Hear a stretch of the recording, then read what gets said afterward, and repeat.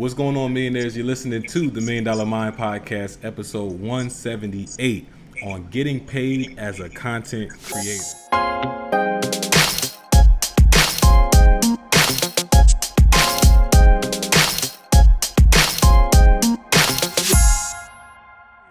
Now, I'm super excited to have this conversation. We got my one of my friends from a long time ago, childhood friends, man. We've been through a lot together.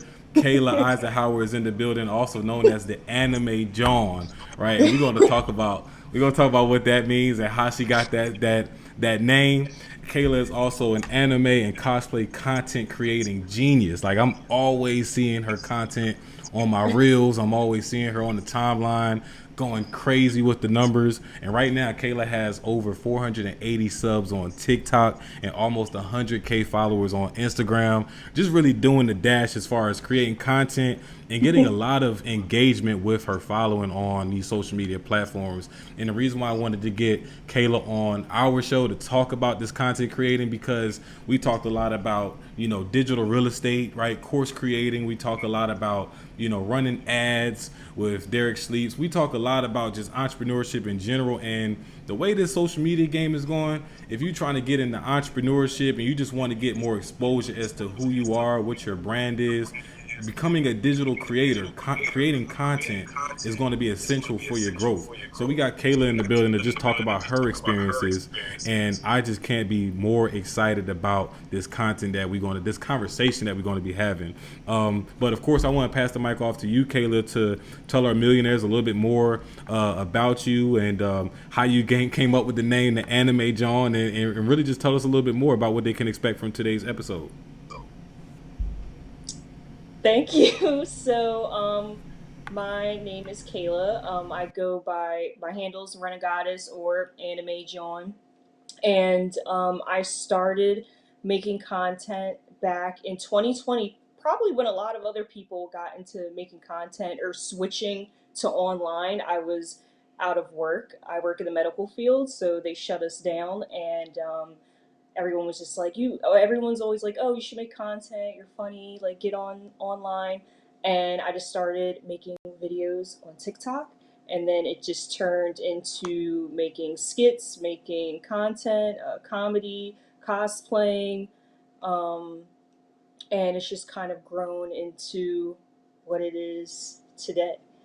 So I love it. I love it. Well, welcome, Kayla. I'm super excited to have you on the platform. I know our millionaires are going to get a lot of game and a lot of value from this as well. And to our millionaires that are joining us for the first time, our veterans who've been with us every Monday and Friday, welcome back to the Million Dollar Mind Podcast. This is the most trusted podcast in the world for passion attraction. So you're in the right place if you are here looking for money making tips and tricks on how you can just step out of what you're currently doing and step into what you want to do, which is live a more passionate life. So we're glad to have you. Kayla, I'm super glad to have you. So, all right, millionaires, entrepreneurs, moguls, philanthropists, managers even, right? I want to encourage you to purchase my book, Lead from the Front, because it is essential if you want to learn how to be an effective leader, not just for others, but for yourself as well. Learning the tools, or the importances, I should say, of accountability, discipline. We have so many resources and tools that are in the book to help you give better feedback,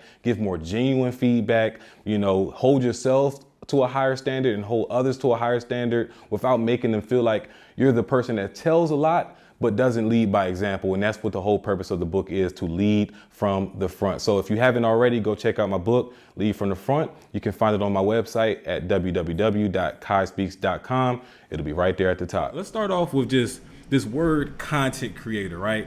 Once you're given that label, do you feel like now there is like a deep responsibility to create consistently and, really like there's this heavy burden of wearing that title? Do you feel like that's the case for you when you hear the word digital creator or content creator? yes, definitely, because it's not like a regular job where you can kind of turn it off and not think about it. Once you really start getting into content creating, it's kind of all you think about. You're constantly thinking of things to make, you're constantly writing down things. Even just something that you just enjoy, because I enjoy anime, manga, comics. I'm doing that because I enjoy it, but I'm also absorbing media so I can in turn create content. So now kind of you're always on an on button. It's never off. As long as it's fun, but you always have to be on the ball and thinking of what's coming next. It's never an end. That's a good answer. You constantly thinking about the trends. You find yourself indulging or sometimes overindulging in social media so that you can keep up with the trends. And that was actually going to be my next question, right? Like, do you feel like now more than ever, like, you spend more time than you want, or do you feel like it's just enough time, or just the amount of the right amount of time, I should say, that you spend on social media, whether it's posting, whether it's doing research, whatever you want to call it. Some may call it scrolling, some may call it doing research. I know if you catch me on a good day, I'm going to call it doing research, but Alana might say I'm just scrolling, right? Do you feel like now you have to spend too much time, just the right amount of time, or you still are spending not enough time on social media as far as what your goals are?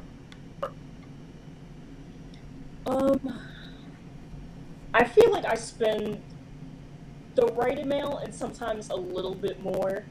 I've like recently tried to control how much I'm online and how much I'm absorbing from media just so I can take a break from it. But I feel like now I don't think it was ever out of control.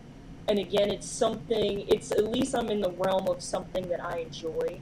So if I am kind of overindulging in it, it's something that I like and that I enjoy. Mm. So I would say it's the right amount, at least for right now. But I could see how it could definitely become too much.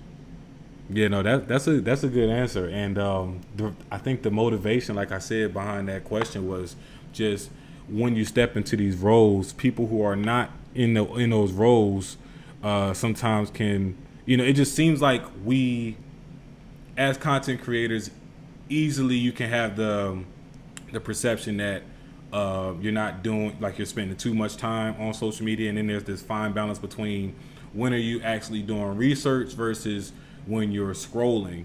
And as the individual, is like, some we have to have our own boundaries and our own parameters and guidelines for us to be able to know that we're not wasting time, because at the end of the day we still are doing things because, one, we love it, or we're trying to use it as a vehicle to get to what we love, or to have the time to do the things that we love, right? So for you, what are some like what are some red flags or some signs that you're spending the wrong time on social media versus when you're being productive, whether you're scrolling or not, right? It doesn't matter the activities. When do you know when you're being productive versus unproductive on social media? I just know if I start to get aggravated because I'll know once it ends of me just being like, okay, I'm leisurely scrolling to I'm thinking, okay, I can do this. All right, this is the next video I'm gonna do. This is the next sound. This is the next trend, and I kind of find myself getting frustrated if I'm not finding exactly what I want, or I'm not like consuming what I want or seeing what I want, and then I'm like, okay, I kind of just have to take a step back because I opened up the app because I wanted to see what was going on and just take a look, and now I'm becoming frustrated, and I can feel myself getting angry. So then that's Mm. when I know I'm like, okay, I have to take a break for a day and just get off because I'm doing it way too much. I'm going overboard. So it really sounds like just setting the right intentions, like getting on it when you have the intentions of doing one thing, and if you don't have any intentions, that's when you're just kind of there for leisure or the pleasure of just scrolling and things like that. That makes a lot of sense. And like the difference is just kind of setting the right intentions before you get on the app, and that's kind of how if you're getting frustrated, which last time I checked, a lot frustrates you, Kayla. So let's talk. Let's talk about that. Like, is it when you get frustrated versus like the content that you're seeing that makes you frustrated, what kind of frustrates you then makes you have to log off the app without getting too deep? You don't have to get like political on this, but It could just be what I'm seeing that I'm just not enjoying what I'm seeing, or it could be comments that I'm seeing that are making me upset, whether they're directed towards me or directed towards other creators. Um, or I just catch myself when I'm frustrated, when I'm not seeing what I want, and then I'm like, okay, it's because I'm specifically looking for something to be able to create content. So I'll just be scrolling and I'm like, oh, okay, like I'm not getting anything that I like. And then I become frustrated because I'm like, I'm just consuming all this media basically for no reason. And then I'm like, well, I'm supposed to just like this. I'm not supposed to be annoyed that I'm consuming this media. So it could be a couple of different things that, like I said, comments people make, or towards me, other people, or just in general, just videos that I see that I just don't, what's going on with outside of what I'm doing, just the rest of the world. And then that can also put me in a bad mood as well. So it could be like a combination of things. yeah, combination.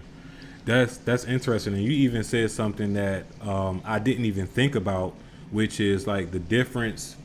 Because of course, as a content creator, now you have to worry with exposure comes all kinds of exposure, and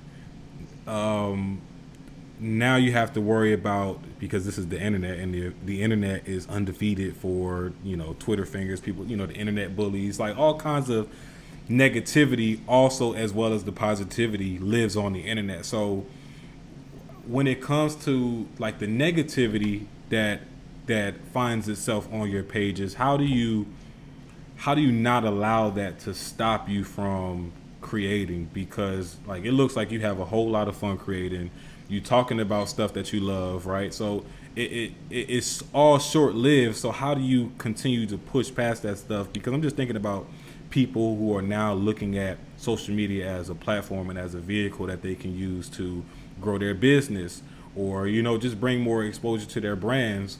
That's a real fear that that might stop people, or might even have people creating mediocre content, because subconsciously they really don't want to blow up. They really don't want to get a whole bunch of subscribers or a whole lot of views or a whole lot of likes, because of that subconscious fear that I'm going to get bullied on social media. So for you, kind of having experienced that, like how do you not allow that to get in the way of what you're trying to do and the purposes that you have on social media? You just have to, I mean, as just like cliche, like kind of just ignore it and just do what you do, because what you're doing, that's why people follow you or why people enjoy your content. So for every one mean comment, there are 1,000 good ones, and you just can't really let it can get to you. Obviously, I'll have days where I just literally think about one comment, and I feel like that's normal. No human likes to hear anything negative about them or have negativity, um, towards them. But it's just something you kind of have to swallow and then just push on and do what you do. Because if you stop because of one comment, then you're never going to get to do whatever your end goal is, or get to the point, your whatever goal that you're trying to reach by making content. You're never going to get there by just completely stopping because of one comment. And if you just think about it, it's what I always try to do is I think about, why did this person make this comment? Because this person, there's a person behind this account. It's not just a little monster or a robot. So I'm like, okay, they're either just trying to make me upset, they're a troll, or maybe they want to create content, they don't know how, and that's why they're upset. So that's the main thing that I'm like, okay, they're just a person and they're just trying to make you upset. So just ignore it and then just do what you have to do. Right. That's really good advice, because I'm even thinking like that's a really good question too, is why? Like why is this person making this comment? And just asking yourself that question, it even brings you to a more calming state as opposed to reacting. It kind of helps you reflect and really think on a deeper level, like why is this person making this comment? This person doesn't even know me. if this person doesn't even know me, why do I even really care? And it kind of like breaking it down into those multi levels that kind of, Hmm. trickle down just from asking that one simple question. So like, do you? Is it really just kind of asking those questions that help? Do you meditate? Do you spend certain times a day that you focus on just kind of resetting and getting your mind right? Tell us about that process, if any. I definitely do exactly that. I just think, okay, this person's a person. Why would they do this? Go through the checklist. Maybe they're this, that, they're upset. I do definitely take time just to kind of not be online or not post or just really sometimes not even talk to anyone just to kind of reset myself. And once I find myself needing that break, then that's when I go and do things that I enjoy. So then I will go and I'll read a comic or read manga or watch anime or, go shopping, just doing something that will make me happy and get me back into that creative space again where Mm-hmm. I'll be happy to make content. And because if you're not happy and if you're not enjoying yourself, then that's going to be a reflection of your content. So I always try to bring myself back to being happy and enjoying what I'm doing and not letting that negativity affect it because in turn it affects your work. Mm-hmm. So Definitely affects your work. And to even what you said, like if you're not happy, you're not like it kind of it you're hindering your content. Like, and that brings me to my next question. Like, do you ever feel like you get creator's block? And when you are getting creator's block, have you ever felt like you were forced to kind of create something just so you can have something to post? Have you ever been in that position? yeah, I feel like everybody kind of goes through that. And now I don't try to force myself to push something out because you never like what you push out ever. At least I don't. So once I feel like I'm getting into that space where I'm just having a block, I just go back to the things that I enjoy doing, like your hobbies, watching things or going out for a walk, working out. And because once you just sit there and you're just in this space of I'm having a block, I'm anxious because now I don't know what to make for content. I need to put something out. That's the worst thing that you can do is just to dwell on that and not take yourself out of it and try to put yourself in a positive, um, mindset. And once I do that, then I'm back to normal. Before, when I was first starting doing content, I feel like I would get blocks and they would last for so long because I would be so worried about what if this is it? What if I'm done? I can't think of anything else. Maybe this is all I can do. But if you take yourself out of that negative mental space and just do things that you like I said, it could be something small, watching TV, comics, or working out, it'll put you back into that creative, happy mindset where you can make content again. Mm-hmm. Mm-hmm. And so where do you find the time to do it all? Because like creating content is exhausting. Like you got the actual recording, and you Yes. got for in your case you got the outfits. You gotta set up the outfits. You gotta record it. You gotta edit the video. Do you even schedule what times you're gonna post it? How do you have time to Yes. kind of figure all this stuff out? Everything is scheduled down to a T. I have down to on my calendar like what days I'm going to be doing what. I pre-plan a cosplay sometimes like a month in advance. I will kind of do like a test drive to make sure everything looks good, a makeup test if I need to.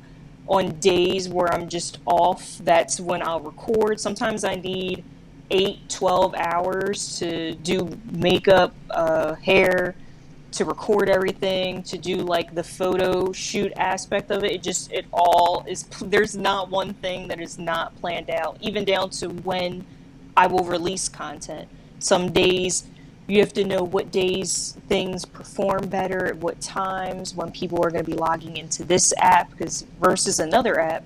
they may not be logging in at that time. So it's like all very meticulous and all very thought out. Nothing is ever by surprise. And how do you even go about finding that information for yourself? Like, do you check the like how did it makes a lot of sense that people will go on TikTok generally during this time of day, and then people go on Instagram during this time of day, and Facebook and whatever the case is. But how do you know? Like, how do you even know what those times are? Where do you even go to find it and analyze that type of data? If you go into your settings, like if you have because you can usually, with any app, you can turn your account into like a creator's account or like a professional account. It varies from each app. And then it gives you the analytics. So it can tell you when your followers are most active, at what times and what days. So I try to go by that. I just also try to think, when would people be on their phones? Like, people wouldn't be on their phones at like 3 a.m. You wouldn't think, at least most people. So you try to post like, okay, people would be on their phones at lunch, so I'm going to post at lunchtime. Or maybe right before dinner, people will be eating dinner and scrolling on their phones a little bit. So I just try to think about it like that, especially now, because now we're kind of in the change of season, and every time it goes from like winter to summer, summer to winter, the times change all over again. So now I'm trying to figure out this summer schedule of when to post, and then come September, it's going to change all over again. So the algorithm's always changing, the analytics are always changing. You just kind of always have to. That's another thing you just have to be on top of. Yeah, that sounds like a whole nother day in And, itself. So I know that you plan, you plan your recording days and your recording times. Do you also have a day that you're solely just doing like research and just like looking at your analytics, and or do you even use your analytics to plan your content in the future?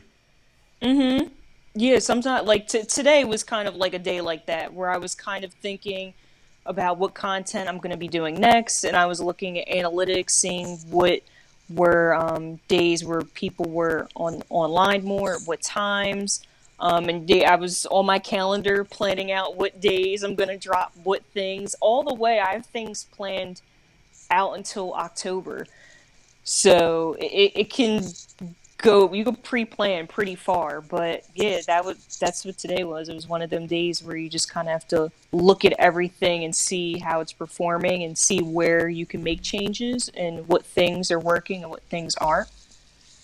So Man, you said October. I got content planned all the way up to next week. You talking about next quarter? Like, okay, so how, where does your brain go to where you're able to even plan that far in it, like far in advance, and like what type of templates that are you even using that allows you to plan that far advance? Are you planning that far advance with posting content every single day, every other day, every week? Like, what's the cadence to this? so at least in what I do, I mean, you can't like do this for everything, but I can look ahead, and like with anime or comics or just things that are coming out, I know that, okay, this show is coming out in October. So I want to pre-plan to have like a cosplay and content that's centered around this character from this show that's going to be coming out in October. So I'll think that far ahead. So then everything's planned out and ready to go. I'll make sure I have videos to put out maybe that week that the show comes out. So it's there because at that time, the algorithm, or people just in that community are going to be talking about it. So if you're making content that is in the algorithm at that time, then you have a higher chance of your content being seen by more people, being seen by your own followers, because sometimes that's a struggle. And yes, it's just the way that it works out specifically for me. And I don't know. It's just it sounds like crazy to plan out things like a couple months ahead, and it can always change, but so it's just what you have to do, especially for like cosplayers and content creators, like for Halloween, it's like a big holiday for us. You're basically posting the whole month. So I take maybe August and September and kind of just work through that whole month to have everything to post in October. So it could get crazy, but it's kind Yeah. of it's what you have to do. And it's different strokes for different folks, right? You may not like for someone like me, I may not have to plan out content all the way up to Right. October. But for you, when it comes to like outfits and makeup and all these other things that you got to get in advance, making sure the wardrobe fit properly, like then it makes sense. So you really just got to do a good job of just identifying what your audience is, what your type of content is, and going that way. And of course, looking at those analytics. So what if you don't have any analytics, right? Like you just now getting started. For you with building your pages up, from the ground up, how did you get started with not having any data, not really knowing what your fans are going to like versus what they dislike yet? Like what was the best way possible if you're talking to somebody new who is scared as heck of this new generation of creating content for business or even just for exposure? What would be some advice or some steps that you would give, that person? To definitely just be consistent. I feel like that's the most important thing because just on the internet, you can be gone for a month, and for some people, that can feel like a year. So to have a consistent schedule so people can, because people expect content out of you. So if you're not delivering enough content for them, then they're going to go away. They're going to unfollow. So I think the best thing that you could do is to plan ahead so you can have consistent content and definitely it's cliche, but do things that you like because people can tell when you make content about things that you don't like or you don't enjoy because it comes off forced and that you have to. And that's just what I did. I was consistent because I was home and I just made things that I liked. And I still do that. I still go by that consistency and just doing what you like.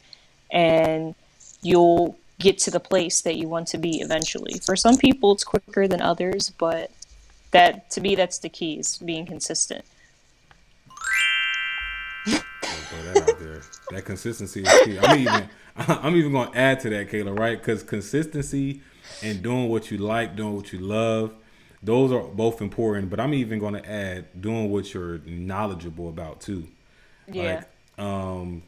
as far as the educational space, right? Because I feel like now, because people see in digital real estate with like course creation and stuff like that, people are making a lot of money creating courses or educational platforms, and now you're starting to see the quick capitalist trying to capitalize off of that and creating courses that are not necessarily about what they're knowledgeable on. So it's even, and people can read through that. The average person can read through it. You got some people who can be so distressed, so desperate to make a change in their life that they can't see through the facade, which is where it comes to like people manipulating and manipulation, all that stuff. But you're all right. You got to do what you love, and you got to be consistent.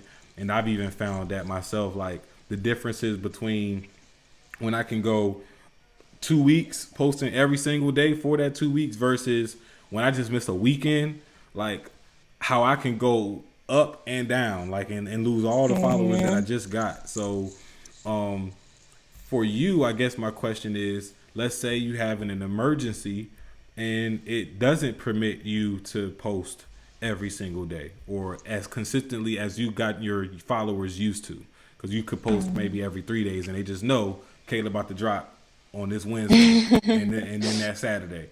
But what do you feel like is the best way to create those sticky followers that don't unfollow when you become a little bit inconsistent because of emergencies or things that you need to tend to, you just in your personal life as humans that we are guaranteed to have? I feel like it depends on the creator, because if your followers really feel like they know you, if they know you, if they like you, then I feel like they're more likely to stick around, Hmm. because they just like you. They just like, and I'm the same way with certain people, because if you like the person, then you're going to stick around. Sometimes you just follow people off of what they do. Like sometimes people, uh, let's just for an example, sometimes there's a streamer and they have followers because they stream this certain game. And that's why they have these followers, because they stream this certain game. Now, if they don't stream that certain game anymore, there's going to be a lot of followers that just fall back. And it's like, well, I was just here just because you were streaming this game, not necessarily for you. So I feel like your followers kind of have to be connected to you, to your content, but I feel like a lot of my followers are connected to me. And I purposely do that because I want that community. I want that back and forth. There's little sayings that they'll DM me and they'll send back and forth that they kind of just know my personality and they're kind of attached to it. And I feel like that's kind of how you get through that sticky follower stage when people really don't know you, because that's how it kind of was for me at the beginning. That if like I just didn't have a video that just did so well, then it was just kind of no one was there, no one knew me yet. At Hmm. least my followers really didn't know my personality or kind of me as a person. But I feel like if your audience feels like they know you, then they'll stick around more, and they're loyal and they'll understand.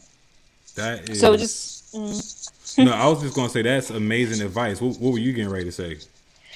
now I forgot. My bad, dog. Because I was just like you hit it on the head with that advice. Because we say it all the time, like your personality is like your spiritual fingerprint, and just like Mm, no one shares the same fingerprint as you, no one truly shares the same personality as you. Like you may be compatible to other people, and you might find like, mm, oh, I'm so much similar to this person. That's why we're compatible. But at the end of the day, they still have some personality traits that differ from you, which make you guys compatible. And so mm, when you said like you really just gotta be yourself, that's really all it is, because it's other people creating anime content. It's other people, making mm, reels similar, the funny reels, the dancing reels. And I even think going mm, back to, your name, the anime Jawn, right? That's connecting to you. So mm, the next question, Kayla, this one is super important because with that connection to you as the individual, um, now you have to worry about the vulnerability. Now you're worrying about how vulnerable you can be in this space to where literally millions of people have access to. You might not have a following yet of 1 million people, but millions of people have access to it at any given, point. So where do you kind of make yourself feel comfortable, knowing that, you're giving people an idea of who you are, your personality, and you're being vulnerable at, because that's a form of vulnerability.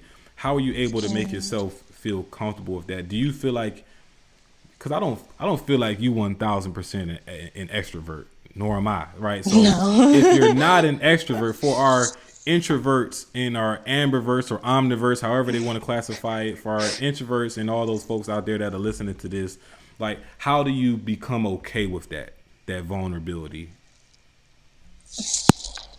I don't. Yeah, I consider myself like an introvert, definitely. But I feel like you have to set a boundary Mm, for yourself, and it doesn't even have to come off something. It doesn't even have to come off stern. Like, no, you can't know this about me. There are people like I do Q&As, and people want to know all kinds of information, and I'm like, I'm not giving you my address and where exactly I live. So it's I'll play it off in a playful way, and people just know, and people can only take as much as you give them. So mm-hmm. you just have to be aware of how much you share of yourself, and to put that boundary there, because sometimes you maybe I don't know, like just having a bad day, you may just like tweet something out or make a video. So it's good to be able to kind of control that. And people, because I'll get comments where like, oh, like you're just always happy, or you're like you're always a vibe, and I'm a human being, so obviously I have days where I'm like mad or upset or sad, and I choose to set that boundary that because I don't want to have my followers see me have a bad day, or if I'm sick or I'm mad or angry or something going on. I just want them to just have, it's not fake, or it's not just being different. It's just that you don't have to, you're not obligated to put your whole self out there on the internet. You know what I mean? So it's okay if you only want to show when you're okay and when you're happy. If you're having a bad day, if your pet died, you don't have to, you know what I mean? You don't have to tell people that. So I feel like you just have to set your own boundaries and be mindful of how much you give people, because they can only, make of what you give them. So I think it's just that. You just have to set your own boundaries.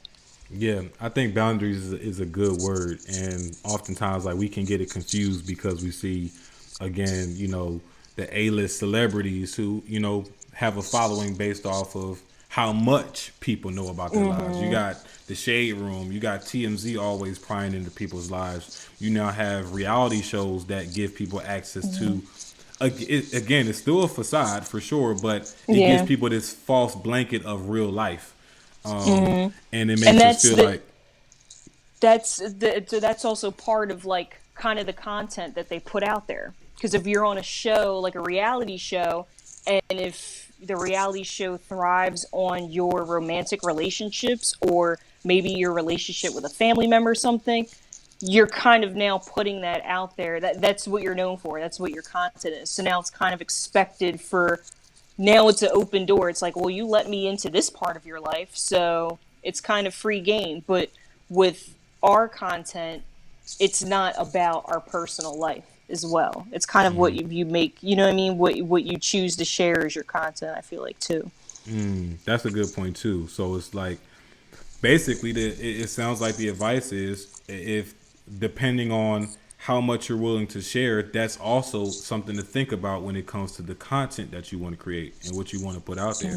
So if you know that your boundary is, your partner, and, posting your partner isn't something that you necessarily want to do on social media, then you need to stay away from romanticized content, relationship advice content, all types of that type of content, versus if you are, I can't even think of another one, right? Like that's just like the most common one, right, that I could think of.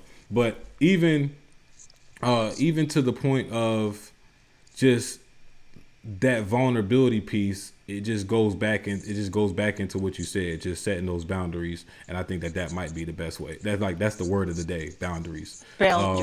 So when it comes to, because I even lost my train of thought for a second too, because I had a fire question, and it just escaped my mind. And I'm so mad because I know it was some gas, and you were going to give the fuel that I needed. But what when it comes to like what your followers like versus dislike, is that also a trend that you can find in the analytics versus like how this is something that they don't like, this is something that they really love, I should continue this, I should stop this? Are those also things that you find in the analytics, or that's just kind of watching, your engagements? Yeah, you can see in your engagement. Sometimes I'll try something out and I'm like, okay, that didn't get as much engagement or likes, so maybe they don't like that. Or I just recently, I did a cosplay that I always get asked to do. And to me, I would think, just for my audience, I'm like, why are they asking for this? This is so random. This is not going to get love. I'm going to put energy into this. So I did it, and it did so well. So I was like, okay, maybe I should listen to you guys. And when you tell me that you want something, then I'll do it. But I think it's also really also just directly listening to your audience and then just seeing how things perform through your analytics and engagement. How do you feel about the statement that you don't create for yourself, you're creating for others? How accurate would you, in your position, how accurate do you find that to be? Um, I feel like it's not even half and half because when I do something, it's because I genuinely want to do it and I think about it as just a form of self expression. And so for me, I'm fulfilling my like artistic creativity needs. And then I do also think about my audience. I'm like, oh, I want to do this for them, or I want to do this because, but that kind of also goes into I want to entertain them because I want to entertain my community and like that's just kind of our relationship. So I would say maybe like 70% I do it for me. Then the other percent I'll think and I'm like, okay, yeah, I want to do this for them because I know that they would want this. I'm gonna play devil's advocate. I'm gonna play that. I feel like because the success that you have on social media, right? I feel like that it is 100% what your audience loves. And here's why I think that. I think that the reason why it's 100% what your audience loves is because how insane you were able to grow your accounts. But it is what you love to do because that's how you chose your niche. So I think like the passion is what identifies the niche. But once you identify the niche and you have the target audience, now it's all about them. So once you did the hard part, he was like, okay, what do I want to? What kind of content do I want to create? I think I want to create content, something that I love. Like I love anime, I love cosplay, I love mangas. Let me create this type of content. These are the people that I love to create content for. And then Yeah. from there, you let them decide what kind of content you're going to drop. Like, am I going to post like the what do you even call those videos when you like get super dressed up and I like you just showing off the fit? It's like a fashion show for real, for real. Like, what do you even call those? Like maybe like a transition bit. Like I always, it's like always a formula. So if I do a cosplay, like I'll dress up in an outfit. There's always like a transition. So like I'll start off normal, and then next thing you know, I'm in another like outfit, and then there's out videos where I kind of do like skits and things that are kind of more so centered around comedy than the look. So there's kind of like two parts of it. Like one that's like, yes, I'm showing off my look. And then there's another part where I'm kind of doing like comedic skit things to it. Got it. Got it. So, And then you even had the ones where you try to like emulate or like duplicate the poses that they do in a certain comic. oh yeah, yeah. So yeah, even if I'm not doing like cosplay, sometimes there are just trends that go on that you do. There are sometimes I'll just make videos of just me talking. So sometimes it's just commentary. It's just me talking about a character or a new chapter of something or a movie. Sometimes people just want to see me. Oh, I don't know. There's like this character Gojo that I really like. So this company, they sent me like a little figure of it. And I was like, oh, they'll love to see me open this figure, specifically my followers, because they know. And I did it, and it just got good engagement. And just because my followers just wanted to see me just, I don't know, be happy or just have like this little figure. So it can really just be anything.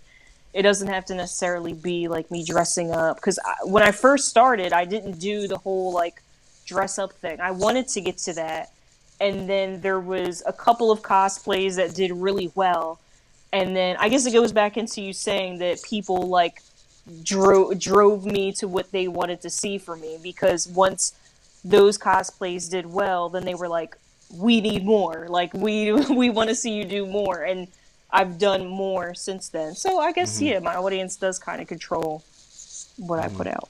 To go back to Okay. that. Would you say so when you're doing the talking videos, are you writing down certain points that you want to hit? Are you scripting it all, or is it just all off the dome? Yeah, usually it's just me talking. Like just to myself. It's just me just it's what I would say in my head. Sometimes I'll even say all of what I said in a video in my head, and I'm like, other people will have an opinion on this. Because sometimes I don't even expect a positive reaction. I just want the discussion. I just want Mm. people to see like what they think of what their opinion of it is. So I'll be like, okay, that's like a good talking point. Let me see what my audience thinks, and then I'll just literally say everything that was just in my head. I don't really like write anything down or bullet. It's not really that part isn't really organized. No, I mean I love it. I love to hear it. I wouldn't even say that that is like. I mean, it's not like you're giving a presentation, right? So I wouldn't even say that that type of organization is what you needed. I more so just wanted that Yeah. confirmation because, again, back to what you said about the setting boundaries, but also, being original and having your personality. Those moments are what allow it to shine through even more. If you spend time like writing down bullets and trying to script it out, I've just learned that that's a way that you lose authenticity. And if you just kind of flow and you just start talking, you allow who you really are to shine. Like the the Jawn, right? Like letting all that pour out, the slang, right? All that stuff is even good, even in business. Like I'm even telling my people's, that are trying to start business podcasts or just business content, like to stop trying to be so damn professional, right? It's like it's not a pitch. It's not a presentation. It's none of that, right? It's you just creating content to get an audience, and the audience buys into the person. So you just gotta be yourself.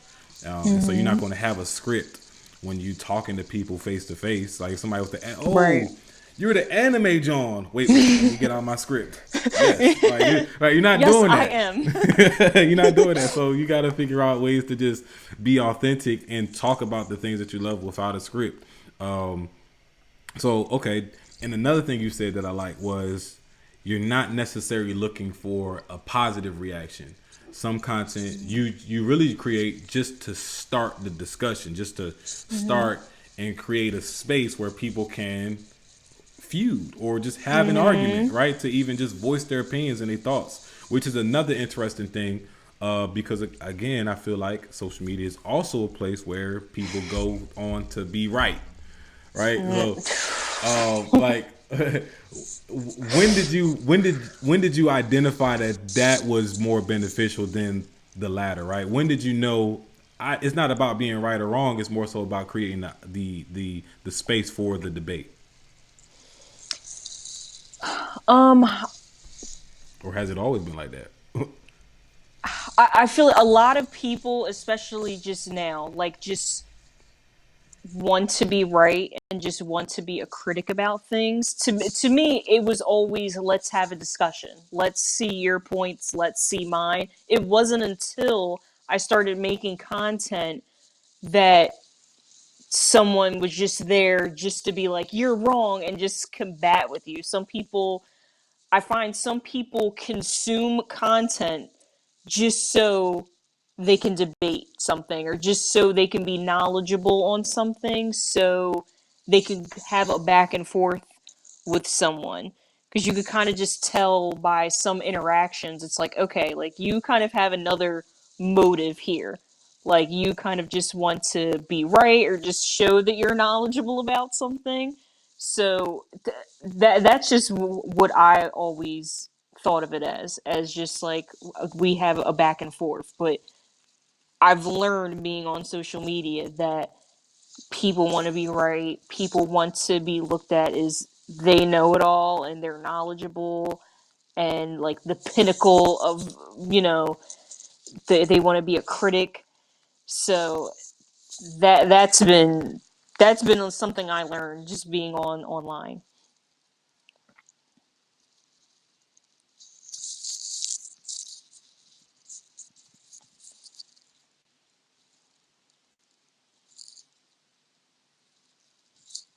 Oh no, I can't hear you. Nah, that was me. I muted myself. Oh, I was Yeah, like, by what mistake, I muted happened? myself. But I was just saying, those know it alls or the watch me people. Those are typically people I like to stay away from. So I was just agreeing with you. That was all. Um, so Yeah, what's been stay like away a from me. what's been like the most pivotal moment for you since starting this whole journey of content creation?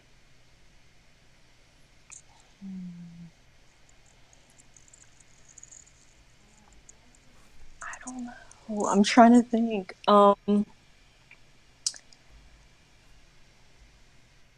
I would say there was a chance I got to work with a company, their Viz Media, and they just wanted to collab on something, and it was one of my favorite animes.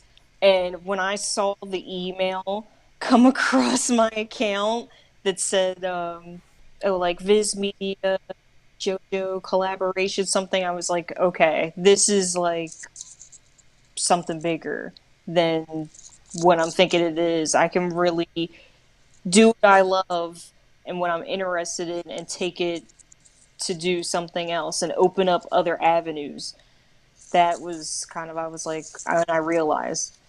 Do you so once you've gotten that opportunity, did you find that you started to do things more for the intentions of getting more sponsorships and collaborations, or did you know that this came from me being intentional about my passion and just continue to stay on that track?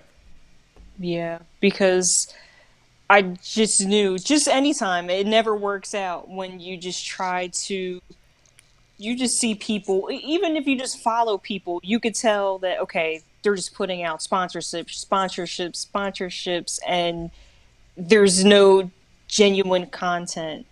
And I definitely don't want to be that type of creator. And anytime I do something that's sponsored or a company sends me something, I want to make sure that it makes sense for me and for my audience. And I would never just do something just for money, because I wouldn't. And I would want my audience to trust me enough that if I'm putting something out and I'm working with a company, that they would be like, okay, Kay wouldn't just like sell out and do something just for money. Like, she obviously believes in this brand, she likes this product, and she wants us to know about it. So once I got that, I was just like, that was confirmation for me just to keep doing what I'm doing.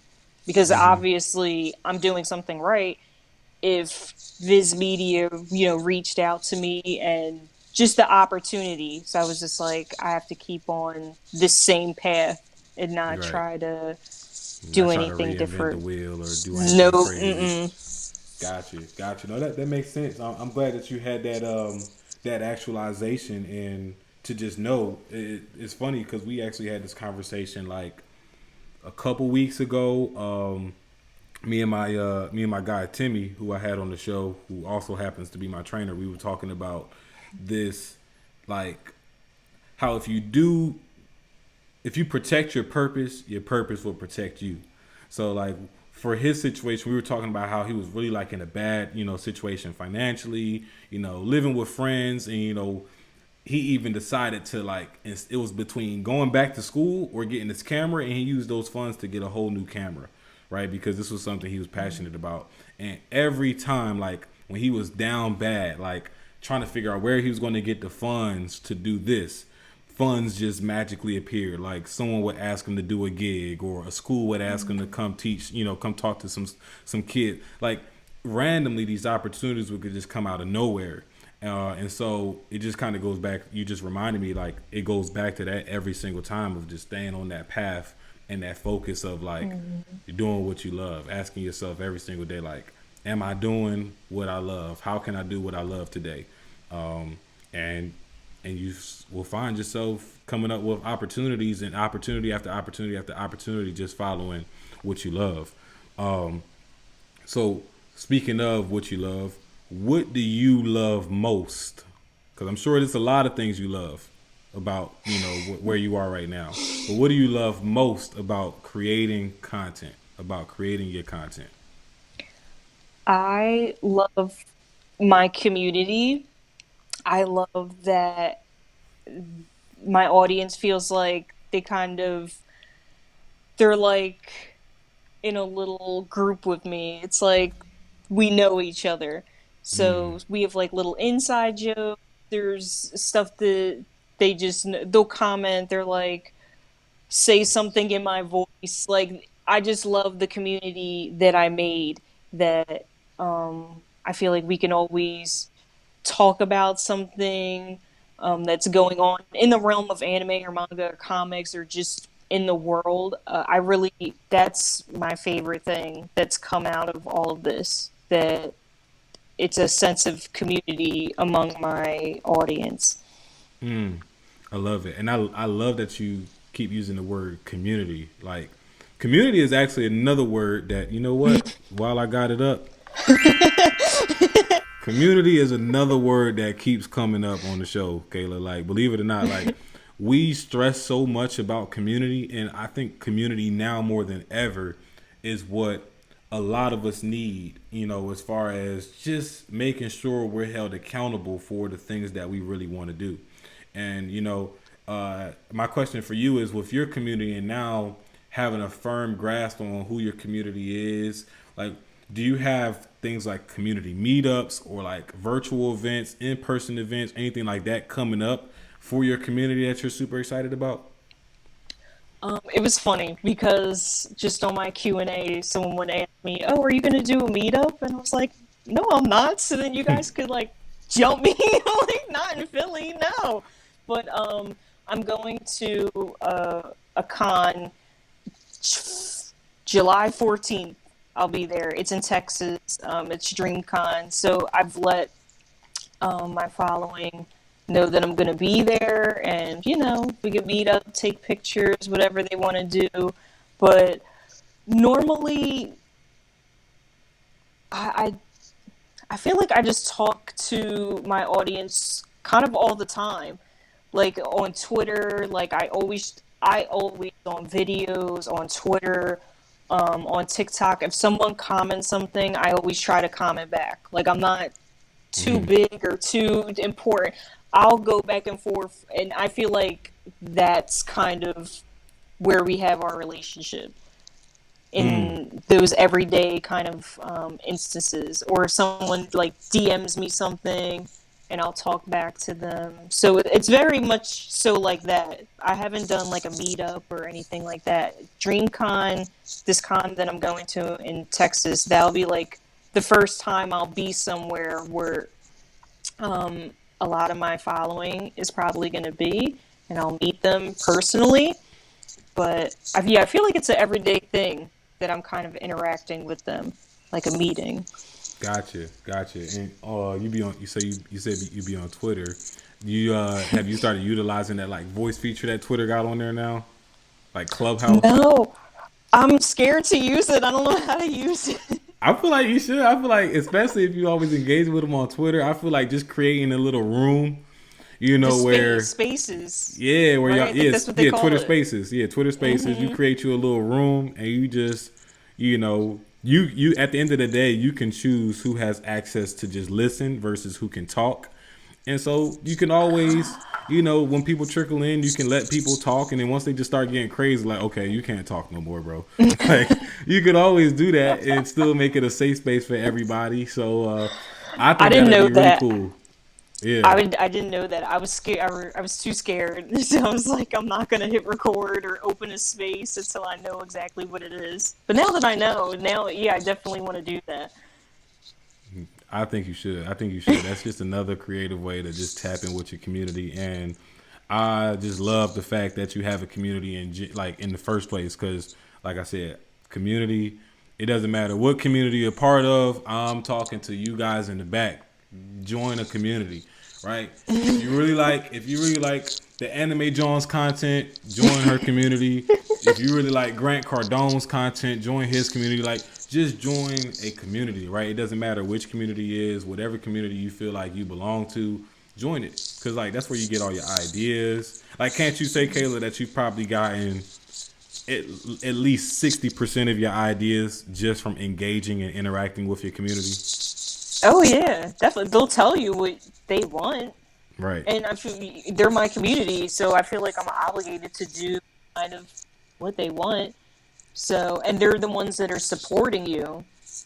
So it's like if you guys are supporting me, then I have to give you what you want. So. Now I know this question, so I got to tell her this question because I know now where you are with your community. You might not even notice now at this point. Well, you probably still notice, but when you first got started specifically, like did you have an expectation that like when you got started that a lot of your friends that you grew up with and hung around were going to be like your main supporting, like your support system on social media, and were you let down, or did you kind of just kind of let things happen? I I didn't really even expect anything because I figured people will probably just be like, "What the hell is Kayla doing?" But it's funny because I've gotten messages from people. They're like, "I don't even know what your content is about, but I just love you and I just love your videos and I just laugh." And I'm like, "Oh, like that's so nice." But yeah, I had no expectations. I just figured people would just see like, okay, Kayla's doing something. She's dressing up. She's making videos, whatever. But no, I've definitely gotten support for people that just know me from school or just regular life, and that's been surprising. I just thought, like I said, people would just kind of be like, "Okay, that's weird," but people Well, were supportive. that's actually really refreshing, in that you didn't have this like crazy expectation, like, oh yeah, when I start this YouTube page or when I start this new page, like everybody that say they f with me, they gotta like, subscribe, like they gotta do all these things. But instead, you were just kind of like, I don't really expect it. If anything, people just probably gonna look at it as like, what is she doing, or weird, right? Because I think a lot of people don't do that. I think a lot of people just assume because it's them, uh, that if they were to start a new business and they started, this new venture or this new journey into something, and they share it, then it means like everybody who knew them growing up and all kinds of things have to automatically be down with that. And I mean, it just kind of really sets you up for failure more often than not, because that's not the case. Especially if you're not creating something that's like people going to follow you because they see value in the content, right?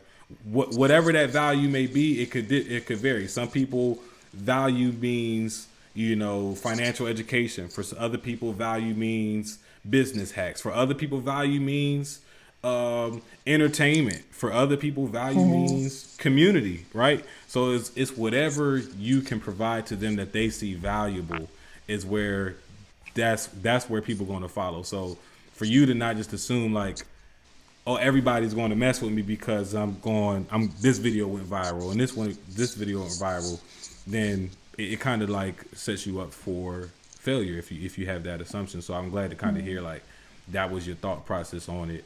What would you have done differently though if you had to start over? Like, I don't want to put any bad juju out there, like saying that anything happens to your pages or anything like that. But No, let's just say you had to start over, right? What would you have done differently, if I anything? don't know. I don't feel like I would do anything differently. I feel like I started it from a genuine place and I didn't have expectations. I just did it as a creative outlet and with the hope of it could be something bigger. That's just always been a goal. Like I've just always loved creating content and making things, and I mean dressing up, and just everything that I do now. It's not surprising, maybe for other people, like going into people not supporting because they would think because to me it's not surprising, but for other people, it may be weird to see me do videos or dress up as characters. It's like, what? Like Kayla like comics and anime or this or that. But to me, it all makes sense that I kind of got into this. But I I wouldn't change anything because I got into it as genuine as I could, and I've tried to just stay that way the whole way through. And I would just, if I had to start over, I would just kind of keep on doing what I'm doing. That's a very genuine answer, and I mean, I'm even refreshed to hear that. You know that you really feel like you started this thing the best way possible, and you can really duplicate everything that you did up to this point to get to. You might even get there a little bit faster because you can probably avoid making certain mistakes, or you'll understand how to read the analytics, and you can identify a problem like that. What resources or resources and time did you need to invest to kind of get your personal brand to where it is now? It was kind of just along the way, almost. I don't know if I could say that I really kind of researched as more. I do more of that a little bit now, but in the beginning, it was just seeing if something worked. If something worked, great. It worked. I'll do it again. If not, I won't do it again. But yeah, it was kind of just trial and error at that point, and because I really didn't know what I was doing in terms of how to put my content out there. I was just making content, not understanding an algorithm, not understanding even just down to how I'm making a video. So it's more likely to get shared, to get engagement, to get talked about. Um, yeah, it was all just kind of trial and error. And I learned along the way of what to do, what not to do, more analytic type things. But it was, yeah, along the way, I was just learning. I like that mindset, and I do want to speak on that mindset too, Kayla, because like it sounds like, and this even goes back to why you would feel like you wouldn't do anything differently. It sounds like you just do a really good job of just doing something and taking the emotions out of it and putting in the logistics behind it. Like, okay, I did this and I got this result. Why did I get this result? What do I need to change if I want to get this new result? And just taking it and running with it. And I feel like the reason why I bring that up, because I do hear often, and even myself included, like I've fell into a position to where I would post something and it wouldn't get the response that I thought, right? And then instead of saying, okay, was it the time that I posted it? What went wrong to where I didn't get this response? You can kind of feel yourself just sitting there like, damn, ain't nobody liking my stuff, or am I corny, or is this going wrong? Is that going wrong? And it's like you start to you start to emotionalize it a little bit too much. So I just really wanted to just kind of give you the kudos and just point that out, because I feel like that's a trait that we all need to adopt, is just sometimes taking the emotions out of things that don't necessarily require emotions, like reading analytics, analyzing data. You don't need your emotions at all to do that. Yeah. If anything, I would say you probably should take the emotions out of it, and being able to do that and being able to say, okay, this is going wrong, this is going right. That's a true skill. So I just wanted to point that out. And as we are getting ready to wrap things up, we're getting ready to move into the next segment of the show, which means that we are now upon the rapid fire. So Kayla, I got 5 random questions, right? From Pod Decks, our guys over at Pod Decks. And these questions have nothing to do with anything we just talked about. They just 5 random questions. It's just a good way for our audience to get a chance to know you a little bit more and for us to kind of have some fun, all right? So we got 5 random questions. My advice is to be brief, be brilliant, but most importantly, have fun. So if you can answer them in one word or one sentence, that's great. There you go. All right. First question is, what are you currently curious about?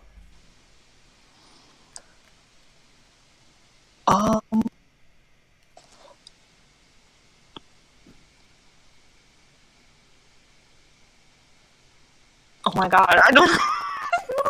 I know you're curious. You gotta be curious about something. Oh my god. It could be anything. Anything. Well, I've recently thought, why have we learned French in school when Mandarin and Spanish are the number one languages in the world? I've just, I've been trying to figure out because I feel like there's a reason. I feel like it's racist, but No, that's a good question though. I mean, I never really thought about it, and then I did have that thought once upon a time, right? Like, why are we learning French, or why is my school making me learn French in the 7th grade? I keep on asking it to people. No one's answering my question. That's a good one though. That's a good one. And I'm actually curious about that now again. So number 2, what's the favorite thing that you've bought yourself this year? Ooh, I bought myself this, oh god, it's, like a deluxe version of a manga that I've read, and it's literally a book, but it's $50. And it's of already things that I've read. And I plan to get more, but that's my favorite thing that I've bought this year. It was a book that was $50 of things that I've already read that are inside of it. That should tell you how much Kayla takes her craft serious. Her favorite item is a $50 book about what she loves, though. So I wouldn't even see that as nothing silly or nothing like. That's an investment at that point. All right, number 3. Which talent would you most like to have? Oh, I wish I could sing. I really wish I could sing. Like Beyonce, or Whitney Houston. Then I wouldn't have to do all this. Maybe I could just sing and be a singer. Or you can be the singing anime Jawn.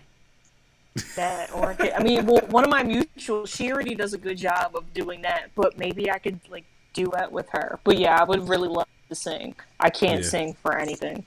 No, yeah, definitely would make it easier to collab. I'll tell you that. What do you consider the most overrated virtue? Give me some virtues. I'm trying to think.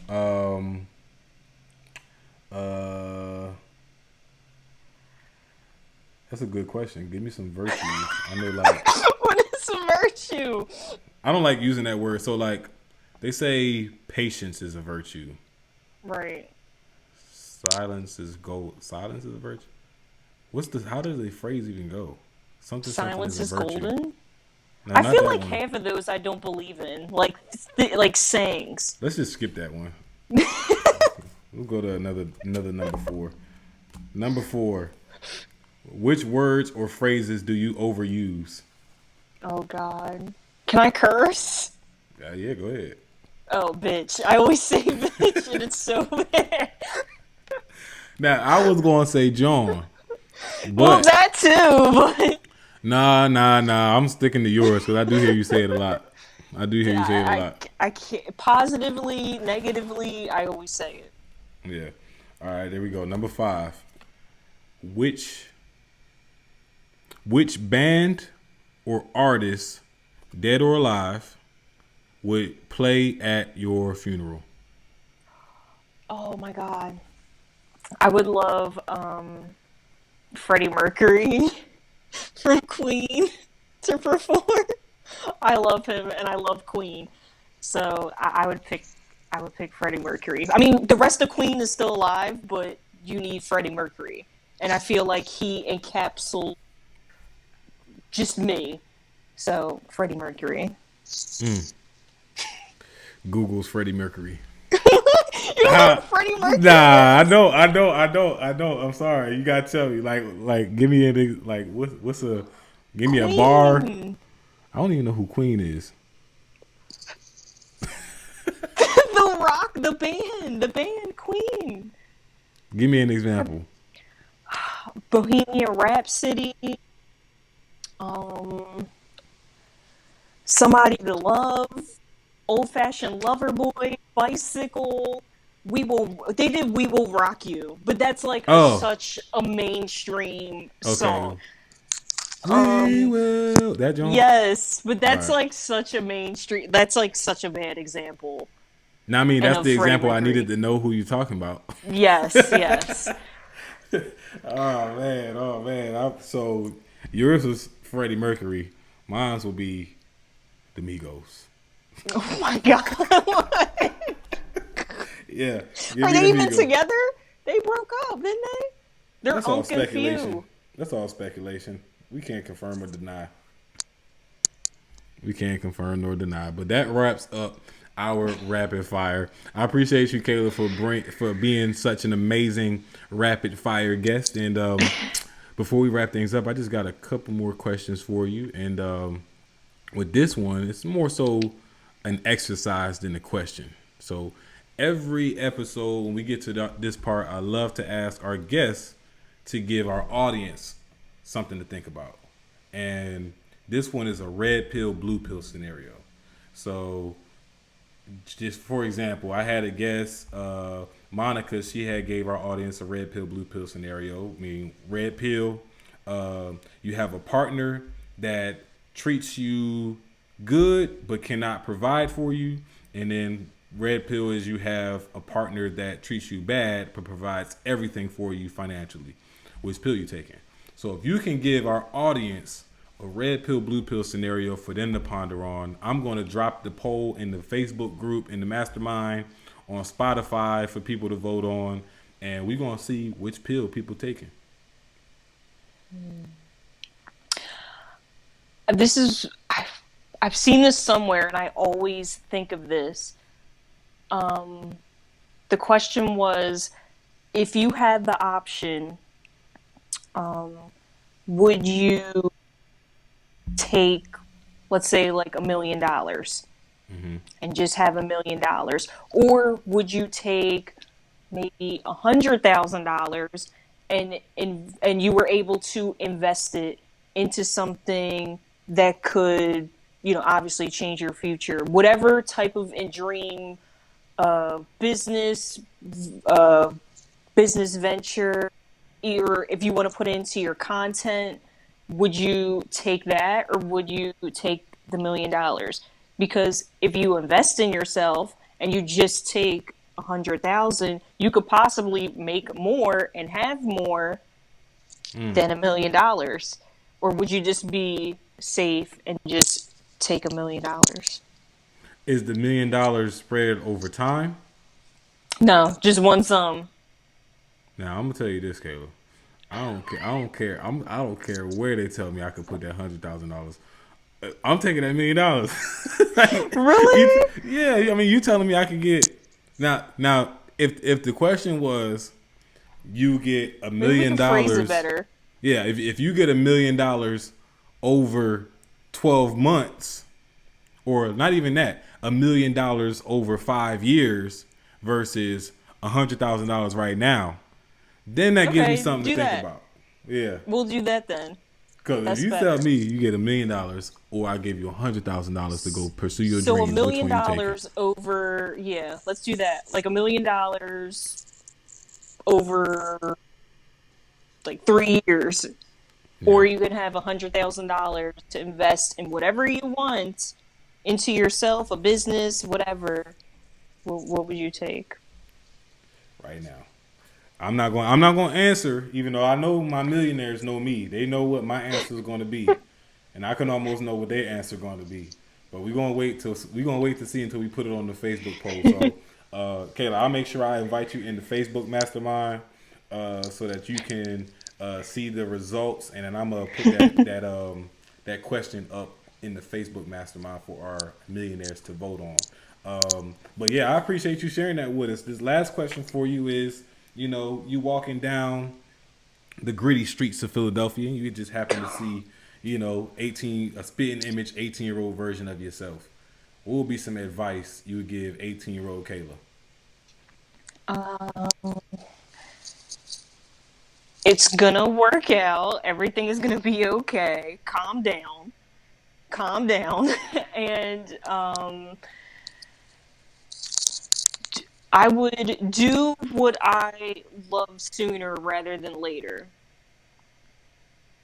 So instead of waiting, I felt like that it's if you told me at 18 to do what I'm doing now, I would be like too scared, too nervous. It's not going to work out. No one's going to like my content. I can't do that. It's too weird.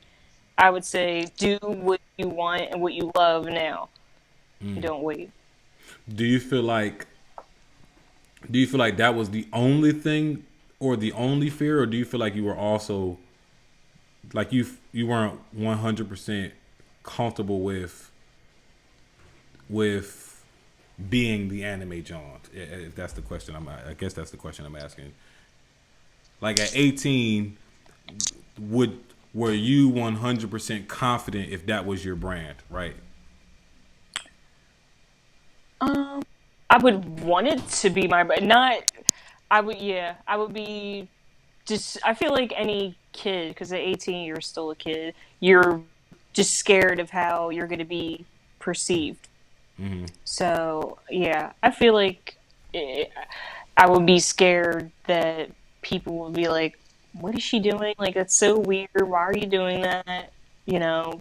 But hmm No, I mean that's still great advice. It's great advice for, not even just any 18-year old, but any young adult could really use that advice. So I appreciate that, Kayla. Now I want to just give you the space, pass the mic off for you to tell our listeners a little bit more where they can find you again, where they can engage with you the most. If you have any special projects or events coming up that you're super excited about, now is the space I want to give you to kind of share all that. okay. You guys can follow me on Instagram, TikTok, Twitter. My handle is Renegadas or Anime Jawn. That's also my nickname. But my when you type in, you can find me at Renegadas. That's where I'm mostly at, and I will be. I don't know if any of your listeners will be at DreamCon. It's like an anime convention, but I'm gonna be there July 14th to the 18th, and I have a lot, obviously, what I was talking about before, things planned all the way till October. So there's going to be a lot of content being put out. So if you follow me, then you can catch all of that. Awesome, awesome. I love it. Where is DreamCon held this year? It is in Arlington, Texas, Mm, and it's at I forget I think it's their esports arena. It's mm. called in Arlington, Texas. Okay. Well, have fun, safe travels when you do get there, and make sure you take a whole lot of pictures so we can see how deep that community is. 'Cause I just love to see community. So thanks, Kayla, for joining us and being vulnerable with us, sharing, what's worked for you, your experience into this realm of social media, which is never ending, always changing, and can sometimes be scary for the average person. So I appreciate you for just sharing your experiences. And as always, for our millionaires, I'm super thankful to have you all a part of the show week in and week out, right? Giving me feedback, giving me advice, giving me ideas and topics that you guys want to talk about. As we talked about today with Kayla, like that is super important, and that community does go a long way. So I'm thankful to have you all a part of the show, and I want to thank you all in advance too for becoming the change agents that you're bound to become, especially if you apply some of these principles that you heard today from Kayla. So if you really enjoy Kayla's content, you really enjoy, the anime Jawn, you want to see what she be talking about on Instagram and TikTok, you want to, laugh a little, and you really enjoy anime and that type of content, definitely head on over to her page and just become a part of that amazing community that she talked about. So with that being said, I'm your guy, Kai Speaks. You just heard it from Kayla, aka the anime Jawn, on becoming a content creator. Just remember to keep focus, build momentum, and drive results so you can live abundantly. Peace.